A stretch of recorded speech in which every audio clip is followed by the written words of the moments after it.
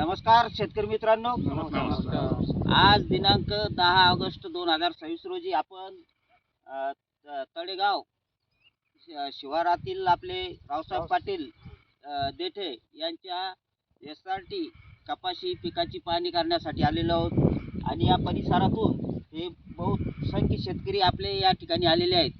आता या ठिकाणी आपण या कपाशी मध्ये कशा प्रकारे दादांनी नियोजन केलं हे आपण त्यांच्याकडून जाणून घेऊ. दादा, सर्वप्रथम तुमचं नाव सांगा. रामराम मंदिर. राम. रावसाहेब त्याजराव देठे, नळणी खुर्द, राहणार नळणी खुर्द, तालुका भोकरदन, जिल्हा जालना.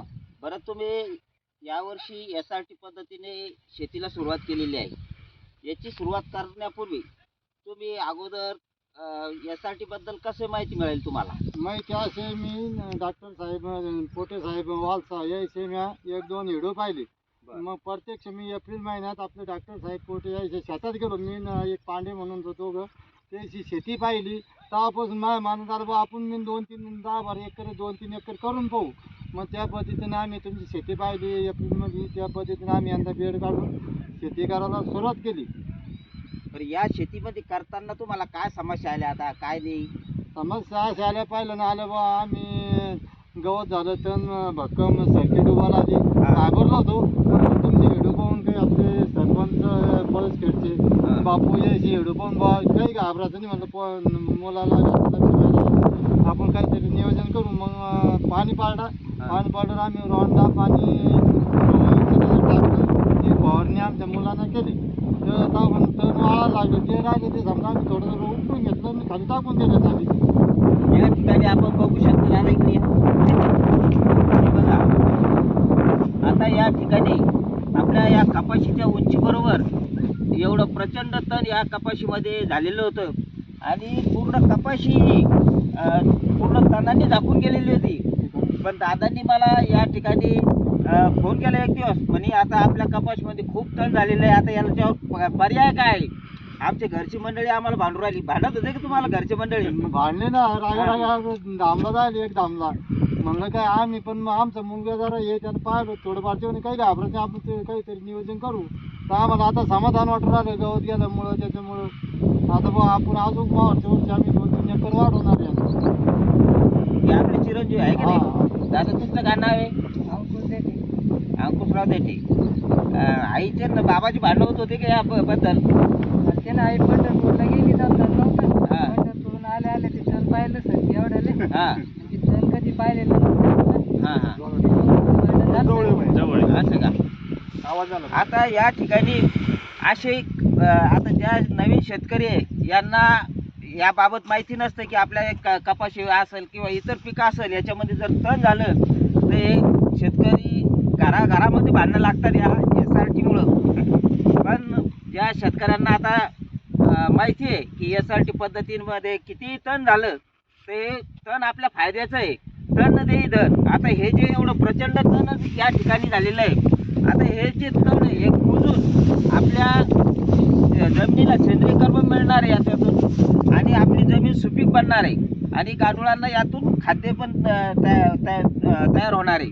आता या ठिकाणी हे दादा आलेले आहे आपले तळेगावचे सरपंच माननीय मुकुटरावजी देशमुख साहेब हे या ठिकाणी आलेले आहेत. दादा, तुम्हाला काय वाटतं बरं या कपाशीबद्दल, या SRT बद्दल? सर्वप्रथम म्हणजे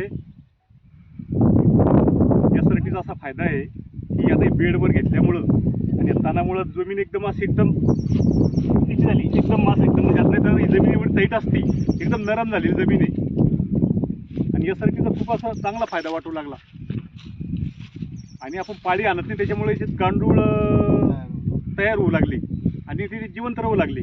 पाळी जर आणली असते आपण आता याच्यामध्ये तर याच्यातली गांडूळ मेले असते आणि मग आपली जमीन जी भुसभुशीत होऊ लागली ती झाली नसते. बरोबर. SRTचा हा फायदा आहे. या ठिकाणी आता याच गावचे हे विकासरावजी अण्णा कळम या ठिकाणी आलेले या कपाशी बघण्यासाठी. दादा, तुम्ही कपाशी लागवड केलेली आहे तुमच्या शेतात? किती एकर आहे? 8 एकर. 8 एकर आहे. बरं, त्याला निंदणी, खुरपणी, कोळपणी किती वेळेस केली तुम्ही? आतापर्यंत 3 वेळेस निंदणी झाली. हां. पण मग त्याचा आज ही कपाशी पाहिल्यानंतर असं वाटू लागलं हा. की आपण यासाठी केलं असतं तर चांगलं झालं असतं. म्हणजे याच्यामध्ये आणि आपल्या SRT कपाशीमध्ये हा. आणि तुम्ही जी पारंपरिक पद्धतीने जी कपाशी केलेली आहे, याच्यामध्ये काय फरक जाणवतो तुम्हाला? आणि फरक म्हणजे याला फवारण्या पण खूप कमी लागल्या हा आणि कपाशीची क्वालिटी खूप छान आहे. हा आमच्या आतापर्यंत 3 फवारण्या झाल्या, त्यांची एकच फवारणी झालेली. बरोबर आहे.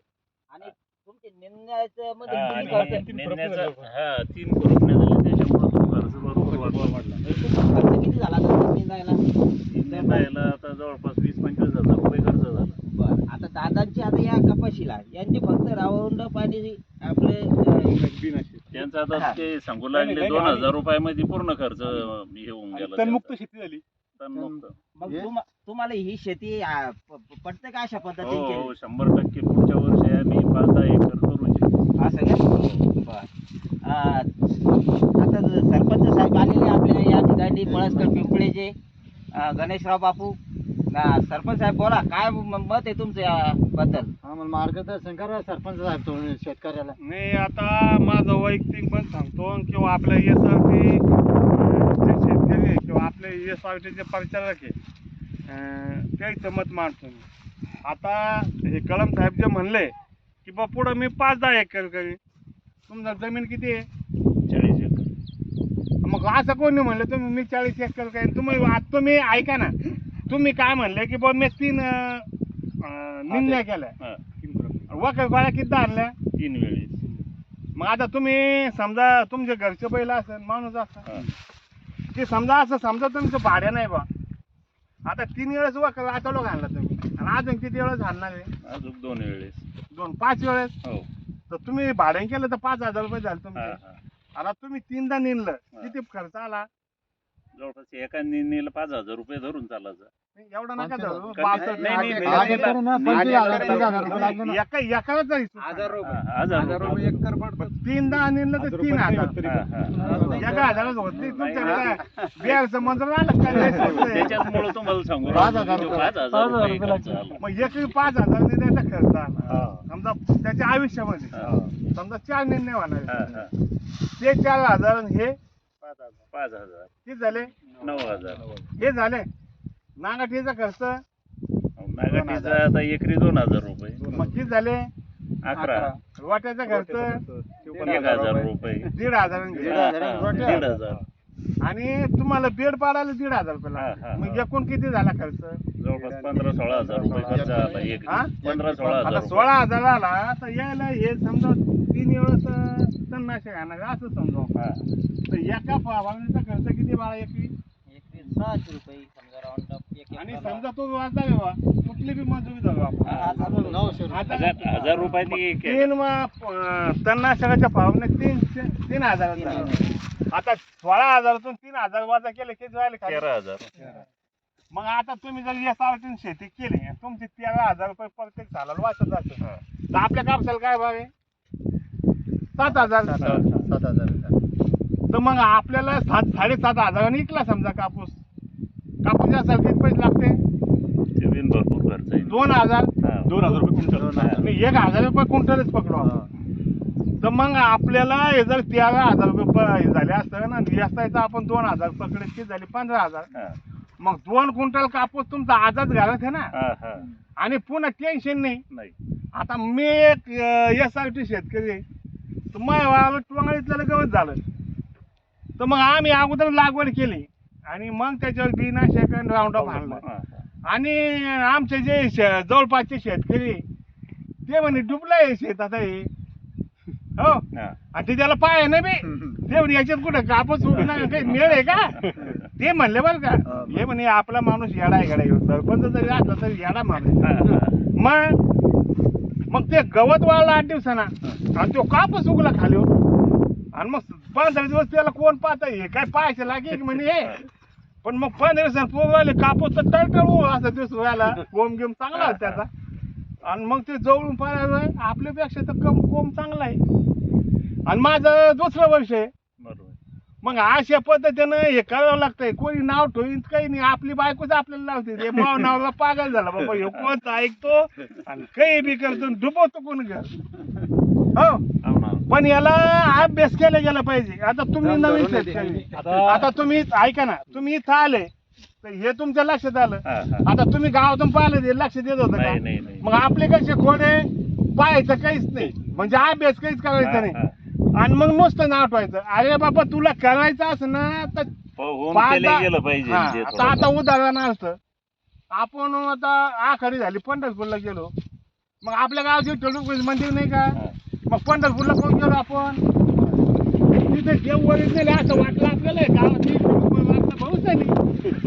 मग तसं आपण आपलं गाव सोडून ते एकावरती शेतकरी, मग ते 100 किलोमीटरला असन, 50 असन, 200, त्याचा आपण पाहायला गेलं पाहिजे आणि त्याचा अभ्यास केला पाहिजे. मग आपल्या शेतात